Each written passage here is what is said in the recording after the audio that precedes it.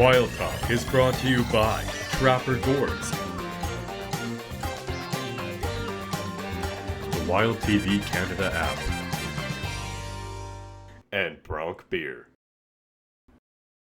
And welcome back to another exciting episode of Wild Talk. Scott and I have a star-studded list of guests today.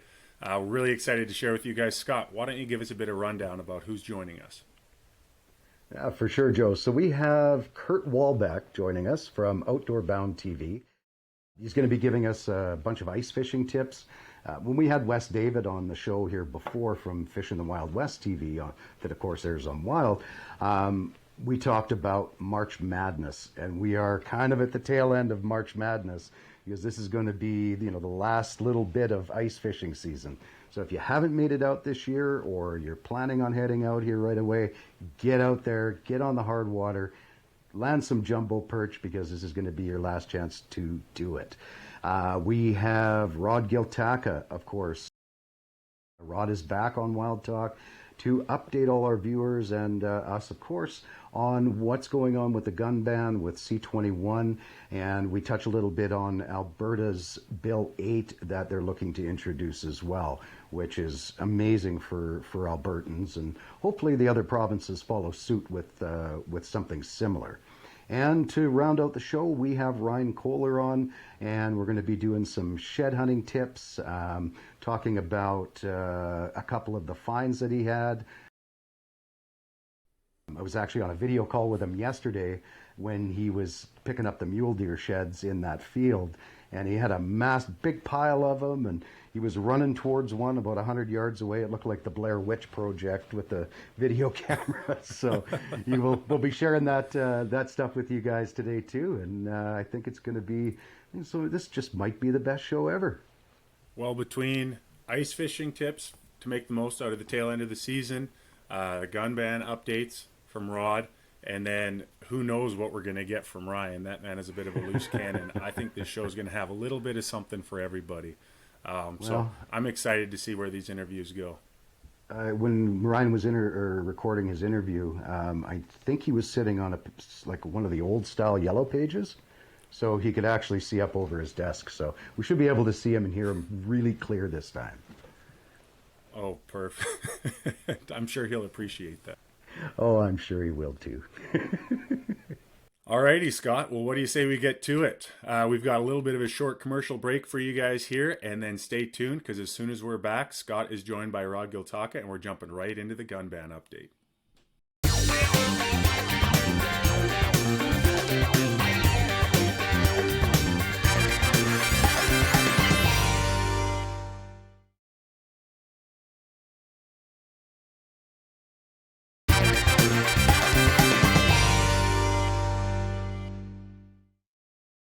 So today we have someone that needs no introduction, but I'm going to do it anyways. Rod Giltaca, CEO and Executive Director of the CCFR, host of CCFR Radio on the Air, that airs on, of course, on Wild TV. Rod, thanks for joining us. It's great to have you back on the show. Thanks for having me, Scott. So we're talking about C-21 yet again. There's been some new developments. I believe it's kind of making its way through Parliament.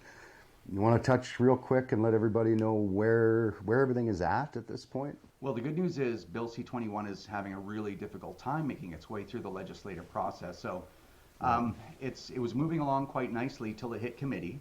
And then during committee, the Public Safety Committee, it's called SECU in the House process.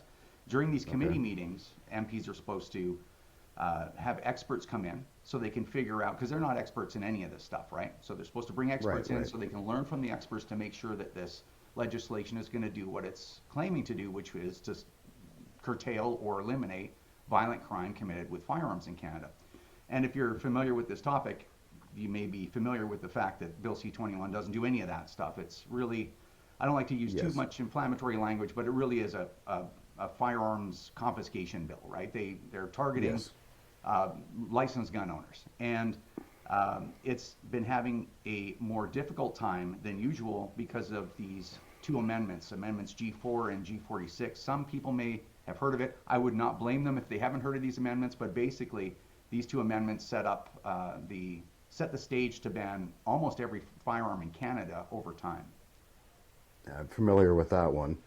Now, I believe last time we chatted, Rod, they had, I believe the number was 93 amendments that haven't even been tabled yet. Is that correct? Yeah. So the last 2.5 months, almost 3 months, has been spent fighting over 2 amendments out of the 95 or 96 that they started with. So now these 2 were really consequential, right? One basically bans all semi-autos. They keep telling people that they don't, but they clearly do. And the other one was a big long list of previously prohibited firearms that were prohibited under legislation, which is something that governments can change, and moving it into, under regulation and moving into legislation, which means it would be permanent, and then a whole list of other guns that weren't previously prohibited. So those 2 took an unusual amount of time and fighting to get through the process, but yes, there's 93 amendments still sitting there. I mean, you could get through 20 of them in a meeting if if they were inconsequential, but we don't even know what those are. So the process is gotten really ugly. The good news is that it's resulted in a massive delay of this bill making its way through the process.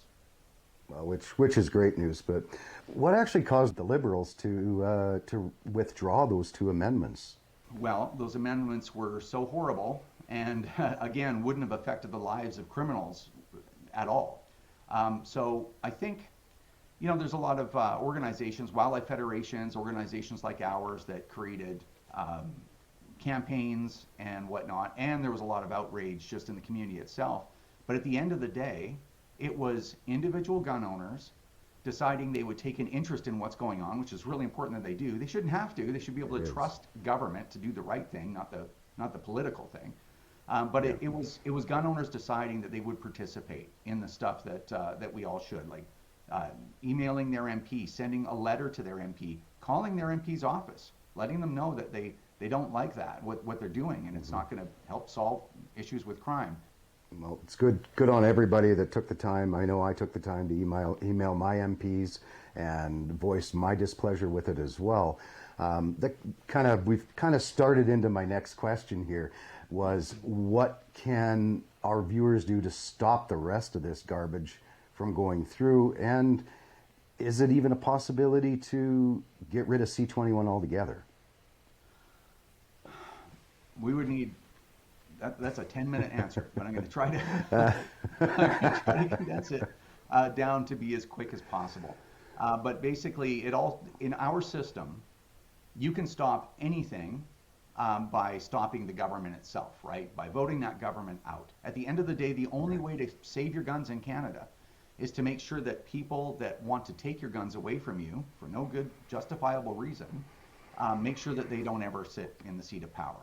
So we need to get rid of the current government, 100%. That's the way to stop all of this immediately, is get rid of the sitting government right now and replace it with a new one. Now, on a personal level, just get interested. And I know it's terrible that we have to stop our lives and get into politics when we're not involved in that stuff, but just get interested.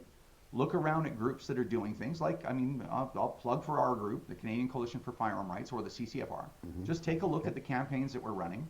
We're going to ask you to do things like we just talked about. Email your MP, mail your MP, give them a call, make an appointment, stuff like that. Talk to other people, get other gun owners involved. Just these few things that you can do can really make a big difference. But of course, if you want to support the CCFR, we can always use more help. Absolutely. Well, sorry to interrupt, Rod. We gotta jump to a commercial real quick, but we'll pick right back up where we left off when we're back, okay? Sounds great.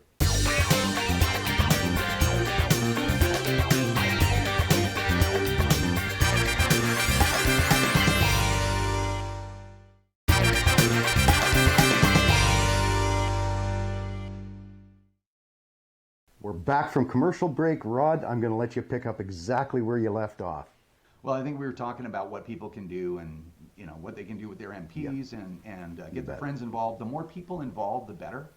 And then, of course, the organizations out there that are fighting Bill C-21, they provide, organizations like ours, we provide kind of an organizing force, right? So you can see what you can do, how you can contact your MPs, the addresses, phone numbers, all that stuff. So if you want to support organizations like ours, you can do that at ccfr.ca, or you can also find us at firearmrights.ca.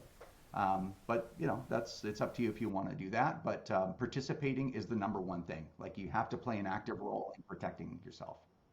You guys have another site, scrapc21.ca, which holds all of your stuff about what's going on and the latest news and everything about C21 and the battle that the CCFR and you are fighting in court.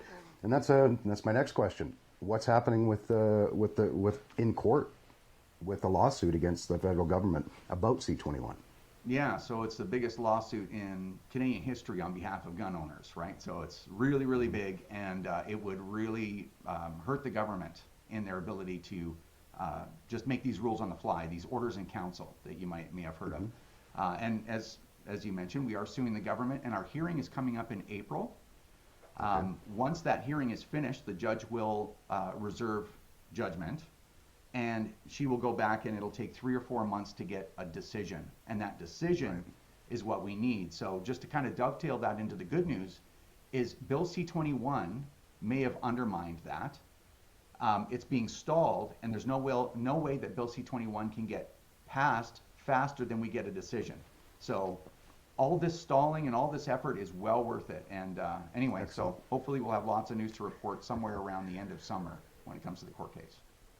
I got my fingers crossed, Rod, and I hope sometime very soon that we can have you back on to tell us how well it went and what's going to happen next. So, I myself, and I'm sure all our viewers, want to thank you and the team at the CCFR and any of the other groups that are also fighting for our rights to have our guns and not have them taken away or taken away our property, which essentially was what that first gun grab was all about. So thank you guys. It's not an easy fight. It takes up a lot of people's time, and you guys are doing an exceptional job. So next, I wanted to sorry, go ahead, Rob. Yeah, I'd just like to elaborate on that. I think it's really important that people understand that in our system, the government can do pretty much whatever it wants. And it's not like the Americans. We don't have a codified right to own firearms for hunting, target shooting, collecting, inheritance, whatever, nothing. So that's why we have to continue to fight, right? So when groups like ours are asking you to participate, you're thinking, well, maybe I already participated, back in the C-68 days or something. It's like, well, no, this fight continues all the time because of the way our system works. So I just wanted to point that out if people are wondering why. Why do I always have to talk to my MPs? Because, well, there's a new one every 3 or 4 years, and they can do whatever they want to you, unfortunately. Yeah, it doesn't sit well with me or anybody that I know, that's for sure. So, Alberta is working on something right now. I believe it's called Bill 8. Correct me if I'm wrong. Could you touch on that a little bit for us? So Bill 8 is the bones that the Alberta government is kind of laying down, the foundation they're laying down to create the Alberta Firearms Act. I think they might even be calling it the Alberta Firearms Act. And basically what that is, in my opinion, so I'll leave it to the Alberta government to talk about their motivation, but it is to do a couple of things. It's number one is to stop the federal government from confiscating firearms if they choose just to confiscate everything. Because they'll need, under this bill, they'll need a license to be a confiscation agent within the province, and it's up to the province whether they want to license anybody or not. So that's one way they're stopping that. And then the other thing that they're doing is it's the confiscation thing, and and making sure that should gun owners want to participate in a buyback from all of these prohibitions, that they can negotiate a proper price for their firearms, because we saw some numbers come out from the federal government that would not anywhere near cover the cost, what people paid into any of these firearms if they were confiscated and bought back. So Alberta is definitely standing up for law-abiding gun owners right now. All right, I think we're out of time here, Rod. So thank you again so much for joining us. To our viewers, get involved. Let's fight this thing together. Rod, thank you again. Always a pleasure having you on the show. Thank you, Scott.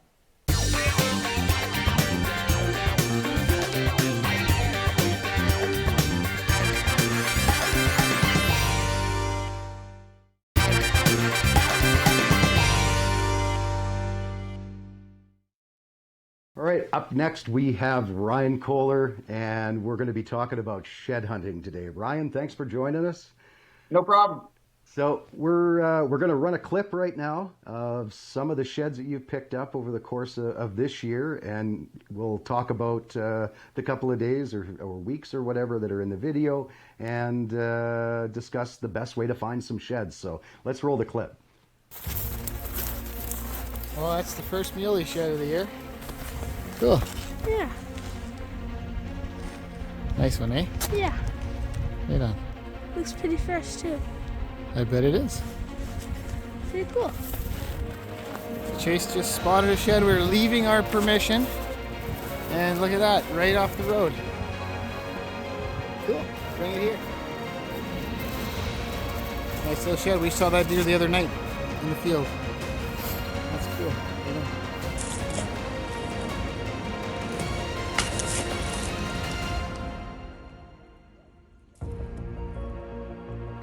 Well, I can see a triple picket.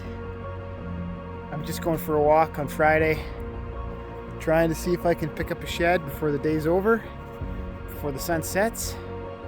And I can see a nice shed in front of me. It's really tough to see when there's no snow. Like when there's snow, you can see the tines stick up a little better and they're a little easier to see. But in this spot that I'm in right now, they're hard to see.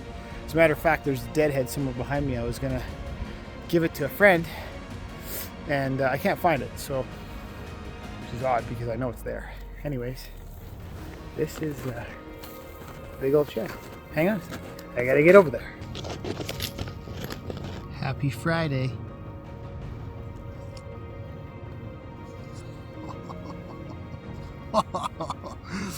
That is solid gold giant boson shed right there. Wow. Awesome.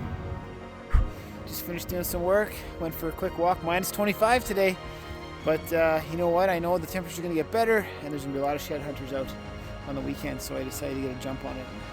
I got lucky. I don't know if you can see that, but I can see 6 big tines sticking up there behind me. Woo! I found the match maybe a month ago when it first dropped, and the deer, the other side, this is the other side to the one big side I found, and it's on the same track, and for some reason I didn't see it the first time I came here. They must have dropped on the same day because it's on the exact same track that I found the first one. But yeah, here we go. Let's check it out. That's a nice big shed. Nice big 5, big flyer on the back. I definitely know the deer.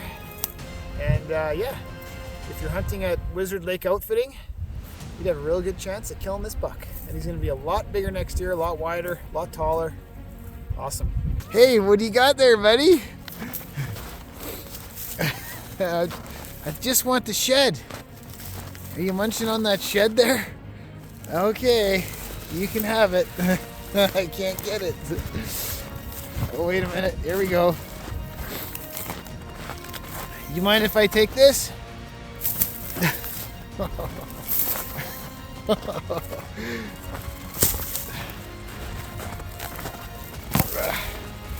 get it away. Oh, shit. That was not the right kick. Hey, can I have the shed? Can I have the shed? Okay, go. Go. Run away. I can't get the shed from the porcupine. Who's grabbing that shed? Anybody want to grab that shed? I don't. First shed of the day here. It's a mule deer.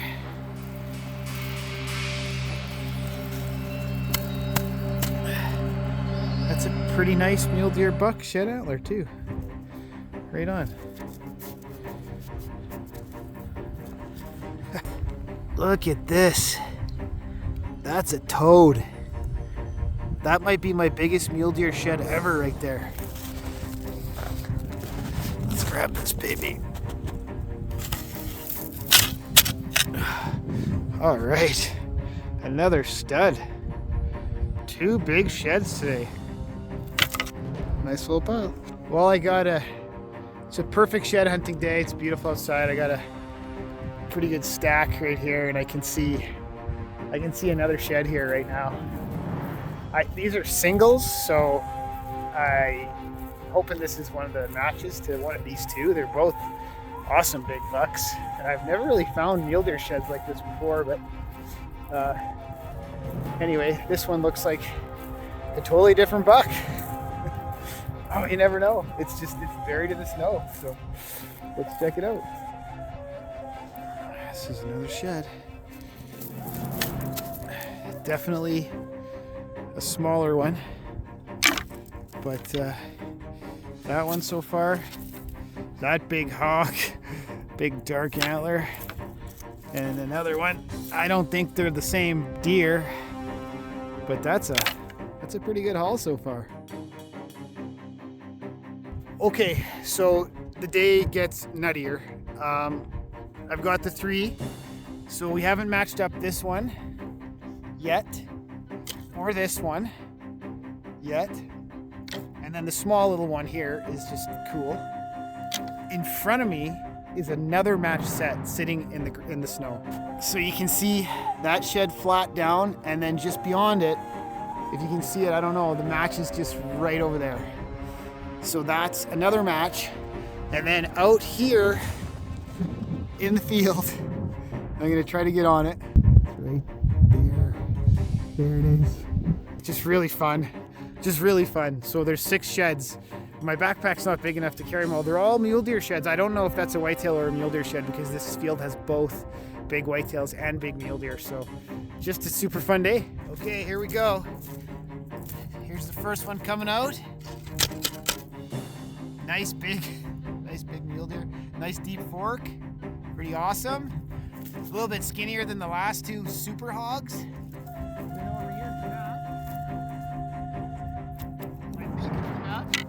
Yeah, definitely the match. So matched up that mule deer, deep forks on both, and just awesome. Okay, so this is, I don't know, this is 7, I think. This shed has got to be one of the matches in the snow here. So it's a nice big heavy horn, and yeah, let's pick it up. Oh my God. Yeah, it's got that drop on it on the one side. This has got to be the match to that other one with the drop on it. Wow. Wow. Well, that's the end of the day haul on a beautiful day. This match set, nice big honking match set there. The giant in the back and a couple other small ones. So pretty sweet. Those are some really incredible finds, Ryan. We're going to talk about them when we come back from our commercial break. We'll be right back.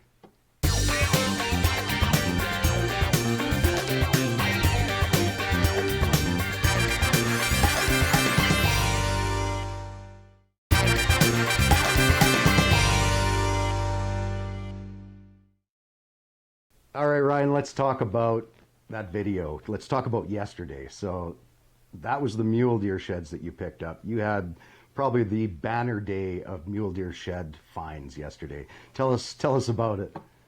Yeah, I mean, for me, that's a banner day for sure. I don't live in Saskatchewan. They pick up a lot of sheds in Saskatchewan, even northern Alberta, where there's a lot of mule deer going into one place. I'm sure you can have a day like that, but here in the bow zone, that's basically impossible. I've never done it. I've never seen it. And leaving the field, I couldn't carry all the sheds. It was almost ridiculous. But I put a lot of work into it. You know, it's been, I think I started on January. I might have even started in December. So the whitetails dropped first, and then the mule deer just dropped recently within the last 48 hours, to be honest. But I've been in that field, working that field, you know, every weekend or every 3 or 4 days. There's a couple different spots, say 4 spots that I kind of go to that I've been on top of. And that's what it takes, right? You got to get out there and you got to be on top of those spots. You got to be always looking to get those sheds fresh, dark sheds. You know, you don't want to wait, and you want to just get the steps in. You know, I'm doing probably 15,000 steps every time I go shed hunting, which isn't a ton. You know, a good day would be 25,000 steps would be a really busy day.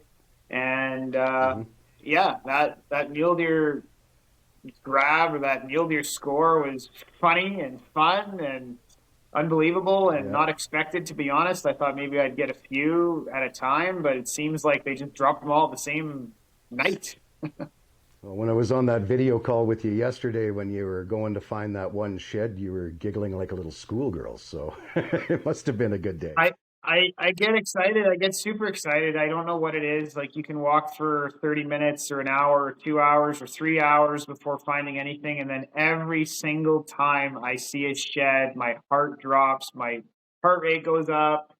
My smile goes ear to ear. I don't know why that is. It's just the thing about whitetails. I guess I'm addicted, and it never fails. It's the same thing. Like, if I catch a big perch or pick up a huge shed or let an arrow go. I mean, these are all moments in time that are just really exciting. And for whatever reason, shed hunting just does it for me. I get exercise too. So well, yeah, no, for sure it gets you out. And when there's no hunting to be done and you're sick of drilling holes in ice, gives us something to do. Let's talk about whitetails for a minute. When do the whitetails typically start dropping antlers? You know what? I think they can drop them anytime. I've seen whitetails with their antlers on their head in April shed hunting for whitetails. So, you don't really know for sure. I like to go out when we have those cold snaps. If we have a cold snap in January or February, right after that, I go out right away because I think that cold snap knocks some horns down. They don't, there's no real formula for how to find them at a certain time, but I like cold snaps. I'll go after them every time. And then just stay on top of areas where there's good deer. Because when you want a shed, you want to find a nice dark shed. So I don't really love them when they're bleached out, and if they're big, obviously they're fun, but I always try and find them when they're fresh with blood on them and dark and awesome. Well, there's certain spots that are the best to find sheds.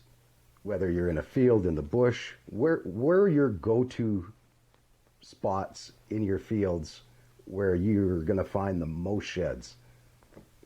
Where the deer are. I mean, it's pretty simple.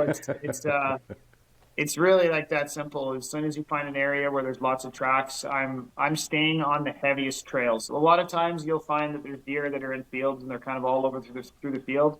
But most of the time, those heavy trails that are going through the field, I do those first, and I'll just zigzag through the field on those heavy trails because they're probably going to drop on those heavy trails. Yeah, you have to check everywhere, obviously, but I'll check those first.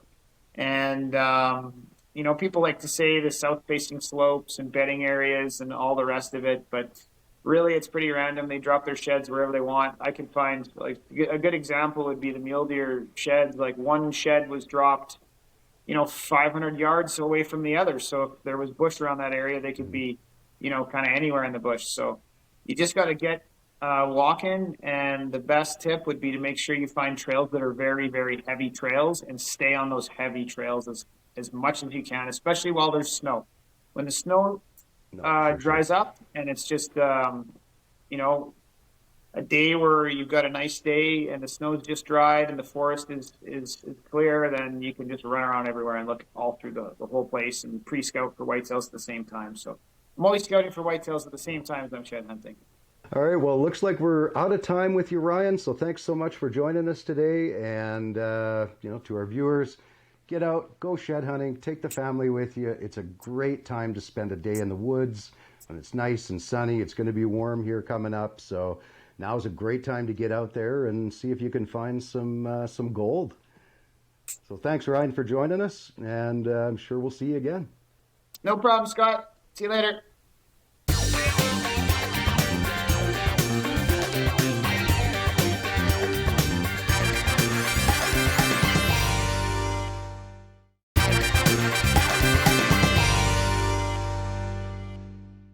Our next guest is Kurt Walbeck from Outdoor Bound TV, another great show that airs on Wild TV. Kurt, welcome to the show. How are you doing?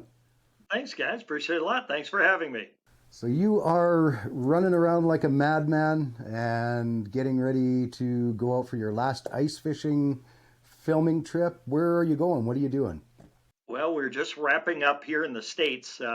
We we've been here for the last couple months doing a lot of our southern swing, as we call it.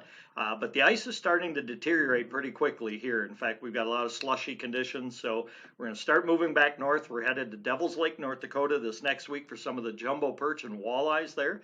And then we slide back across north of the border to Manitoba, visiting with one of our pros, Brian Bogdan from Okuskil Falls Lodge in Snow Lake, Manitoba.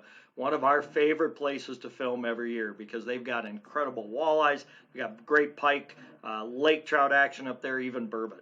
You have done so many things in your life. You were a race car driver, I think. Tell us about Kurt. Most people have accused me of having probably 3 or 4 different lives, and sometimes that's what it feels like. But had the honor of being able to play college football right outside of high school, and when I finished up with that football career, followed in my father's footsteps. My father's a professional race car driver and raced on what was the NASCAR Winston Cup circuit back then, and spent a lot of time in the Midwest and kind of cut my teeth on some of the bull rings of the dirt tracks and then eventually the asphalt tracks, and then eventually ended up on the ASA National Tour. How do you transition from a career in race car driving, well, previous to that, even collegiate football, then race car driving, and now having such an extensive career in the outdoor industry? Like, how does that transition for you come to pass? Well, it's kind of an unusual one, no doubt about it. But all through my auto racing career, I really, my place to go charge my batteries was in Alberta, Canada, and we've owned and operated an outfit there for 25 years.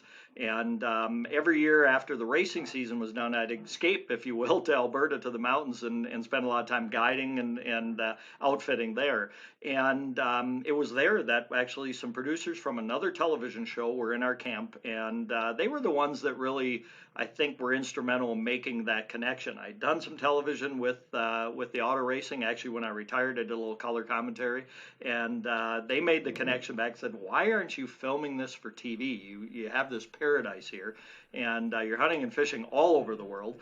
You should be filming it. And we actually cut a pilot at that point, and lo and behold, ABC in the United States, network television, believe it or not, picked up that show. They were looking for an alternative for some outdoor programming that maybe was a little softer side, a little more journalism side, and that's kind of what Outdoor Bound TV is. And then we had the pleasure of joining the Wild TV group just shortly right after. So you guys do everything from hunting, fishing, cooking, how-tos and tips on the show, but what we want to talk about today is ice fishing. You guys do a ton of it. I love ice fishing. Kurt, what is your favorite fish to ice fish for? Well, I think out of all the species we get to fish for, still my favorite has got to be walleye. I love fishing walleye, summer or winter, and something about jigging for walleyes through the ice I absolutely love. And fortunately, walleyes are abundant throughout the ice belt. It doesn't matter if we're in northern Illinois or northern Iowa, or if we're in northern Canada, there's walleyes there. So I think that's part of it. And just I absolutely love to figure out those fish. They can drive you nuts a lot of times, but trying to figure them out and what that bite is. Now, I think a lot of things we look for when we're out there looking for walleyes, and understandably, when we step onto a body of water, we don't have a lot of intel a lot of times. So for us, it's old school, right? Breaking out the maps, breaking out navionics, and many of the bodies of water we fish for have no mapping on that. So in fact, that's some of the fun times I get to have is figuring out a lake. So first thing I usually do is if there is any maps, I go to that. Secondly, just figure out, is there any water coming into that body of water or any water leaving it? And then, it's the typical break it down, right? Let's look for transition zones from maybe soft bottom to gravel or rock, what type of shoreline transitions to the main lake, and then specifically, what kind of structure is there? That was a great tip, Kurt, but we're going to have to throw to commercial, and we'll be right back with Kurt Walbeck from Outdoor Bound TV here on Wild Talk.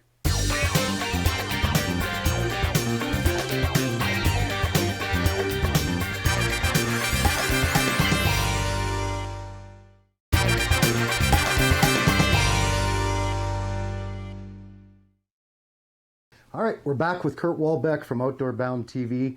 We were just asking him his top 5 tips for catching his favorite fish, which is walleye. Then we kind of went on a little bit of a tangent, so we're going to give a little reprieve to Kurt, and we're going to do the top 3 tips, but we're going to elaborate on Navionics maps and how to read them. So Kurt, why don't you take it from here? How do you best read one of those depth chart maps and figure out where you're going to drill that first hole to try and start finding those walleye on a lake you've never been to before? Well, if you were to watch us when we step onto the ice for the first time, we probably spend 15, 20 minutes before we even get out any of equipment. And it's usually right here, either phone or we use our Markham electronics, and it has all the Navionics maps built right in on chip there. So, we're looking at those, really trying to figure out where to go.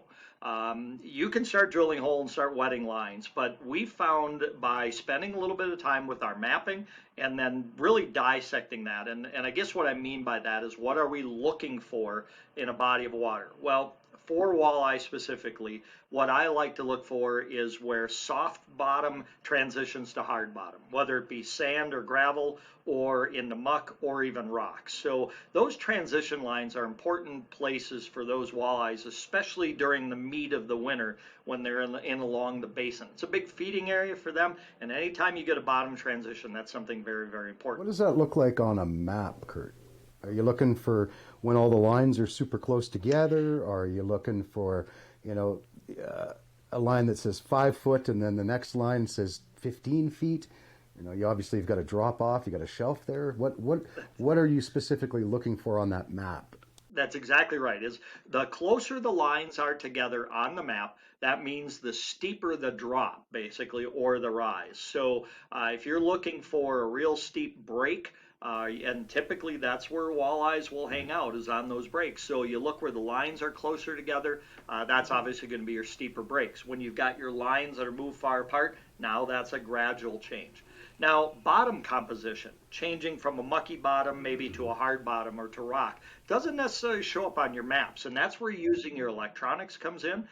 So a lot of times we'll find those zones on the map, and then we'll start drilling holes. And then we'll drop down 360, or we'll drop down our 2D sonar and take a look at what the bottom composition is. And how you tell that is, if you're using 2D sonar, the red, which is your bottom on the sonar, if it's real pronounced and very, very dark red, that's going to be a very hard bottom.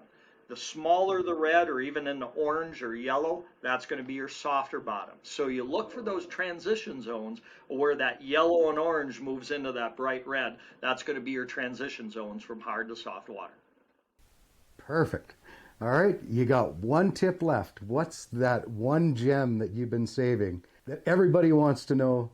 Well, I think no matter what you're using for bait for walleyes, and really the bait stores are full of lures that you could use for walleyes, right? And everybody's got a favorite. I'm a firm believer in, it's less important of what bait you use and more important of how you use it. And I mean that by really 3 different things. Number 1, scent. Tip that bait. I don't care what it is. If it's a spoon, if it's a jig and wrap, if it's a PK lure, tip it with a little bit of minnow head where legal, right? To put a little bit of scent in the water, because that adds a second element for those walleyes that are starting to roam, using scent rather than vibration. Number 2 is just that, vibration. A spoon doesn't work or a bait doesn't work if it's just sitting in the water, right? So fish feel vibration and feel their feed, if you will, through the lateral lines on their bodies. They feel the vibration that bait fish put off. So by using that bait, rip and wrap's a perfect example. You give it a rip and it's just a real erratic action. It's got vibrating tendencies, and it's got balls in it that vibrate. That's all meant to pick up, for the fish to pick up on their lateral lines. And then the third thing is, you've got to absolutely pay attention to your electronics. There's no fish on your electronics. It doesn't pay to sit in that hole. And you'll see some guys will sit in a hole for hours on end waiting for the fish to come through. You know what? If they're not showing up on your electronics, you got to move. And it's with walleyes especially, it's move, move, move till you find active fish. So what you're saying is, just because you see fish doesn't mean they're actually going to bite. You're not actually going to catch them. That's exactly right. All right. Well, Kurt, thank you so much for joining us and sharing some of your wisdom. And of course, with age comes wisdom, and you obviously have a lot. We'll have you on the show again. It was a real pleasure. Thanks a lot for having me, guys. It's been a pleasure to be here today, and we're looking forward to getting back north of the border and getting back on the ice. Hopefully, we've got a few more weeks of good ice coming up. All right. Thanks again, Kurt.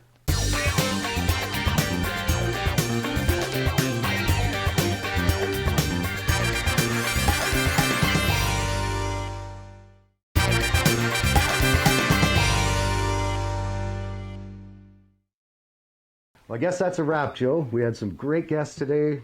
Kurt, thank you for joining us, and of course Ryan and Rod as well.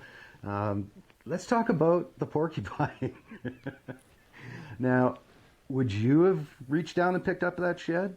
I was wondering the exact same thing as we were watching that clip. I think at the beginning when it was a little farther away, I might try and use my cat-like reflexes to grab that shed before the porcupine got me. But after that one unlucky bounce when Ryan tried to kick it out of the way and it landed right next to the porcupine, I think at that point I'm throwing in the towel and porcupine can keep it. Scott, though, I have a feeling you might have used a different approach. What do you think? I think I might have. I've been told I'm someone who talks to animals, and I believe we're going to roll a clip of me spending a little time with a young porcupine friend, and we kind of beetled off into the sunset together to go on an adventure. So, I mean, I think I would have just given him a poplar stick, and we could have shared it, had a quick bite, and asked him real nice if I could have bent down and picked up the shed. And I got a sneaking suspicion he would have said, yeah, no problem. Here you go, Scott. Thanks for the lunch. So I've heard of people using shed dogs before, but I'm starting to wonder maybe you've trained your little buddy from that clip and you're actually using him to scout out all of Ryan's properties.